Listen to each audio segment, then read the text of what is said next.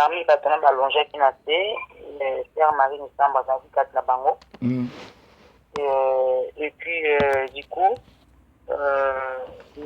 anaye ebandi kobota misuni. Ebandi kobota misuni. Après un moment na senti eloko eleli kak une fois, kak deux fois, kak trois fois et du coup a bougé kingo. A bougé kingo nae.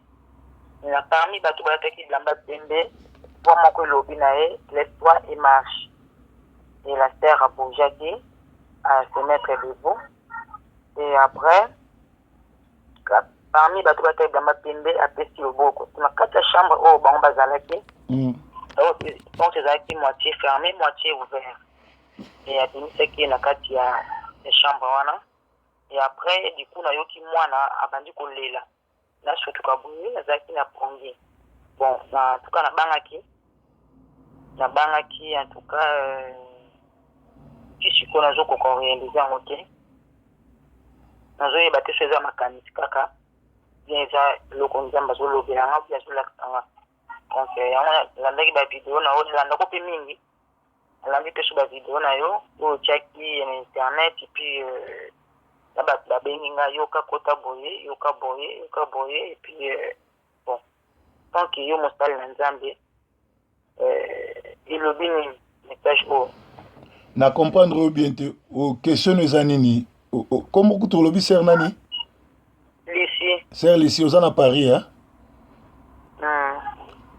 na comprendre to zo betela ngando to na yo bozo tu na nga question pour na comprendre bien te non na yebisi o nga na moni bon ce qu'on a yeba avis na yo tant que yo pasteur yo moni nini na moni que Sœur Marie a se réveillé à la muki tiko yo linga lo banini parce que yo tant que yo mosali na nzambe yo mosali na kolo yo na ba vision bon so nga na moni so yo selon yo pasteur ou koti ba prière autant la chose qui est on a mon réel ou pas eloko liboso molimo na nzambe zo bisanga ozobenga nga po tantenga ozana cœur na ngate ozali na motema ya kotantenga mena ina biso likamoko mutu soka akufi ba okunde ndenge bo kansaki mutu moko osekwa na moni batindeli nga ba video ebele ezolakisa ke bato ebele bazana bondoki pe ba bondoki yango ekomi na niveau ya makasi le 29 eza musika te le 30 ya musika te benganga soki asekwi singa asekwi boye na boye mutu soki akufi ndeko nanga akufi akei lisekwa ezaka mpona mutu oyo akufi Philippiens 1 alobi 21 alobi heureux ceux qui sont morts dans le Seigneur soki okufi dans le Seigneur nde okomona lisekwa mokolo yesu akoya eza te ke yo okufi lelo lobi mutu akosekwa mais eza ba aventure Congolais do parole yango ya nzambe do bokomisa ngo tina niveau oyo ti ekomi nango ba aventure mutu alobi akosekwa bon nga naza contre te soki bolobi akosekwa likambo te soki asekwi bobengi nga oza limero na nga obengi nga olobi passer asekwi boye na boye nga na contre likambo mutu moko te.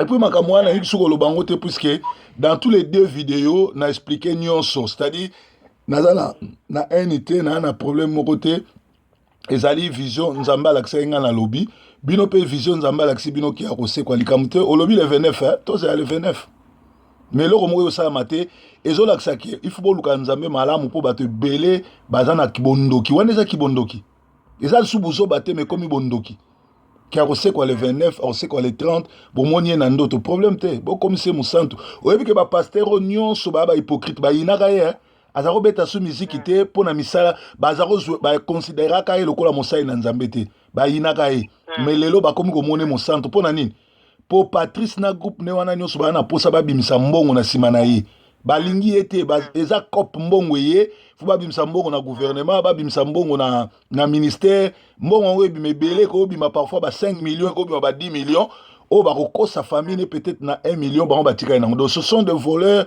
bango tu baya bato masumu bato bayebi nzambe te donc vision na yo wana nayebi te soki otia maboko na mutu na bondela mpono na longolo milimo mabe wana eza milimo mabe otie loba nkolo yesu landanga loba nkolo yesu limbisa ngai na yambi lokola Yesu pe mobikisi nazo benga na milimo nyonso tu ya mabe oyo ezo ko visiter nga na butu pe na moi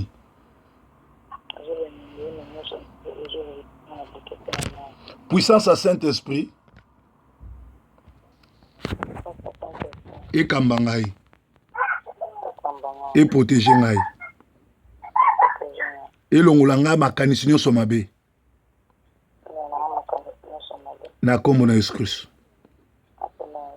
Amen. Nayebi te so oza na likambo so oloba likambo te nzambe azala na yo mama na Paris osambela na église ni na Paris nakende na église ya brésilien.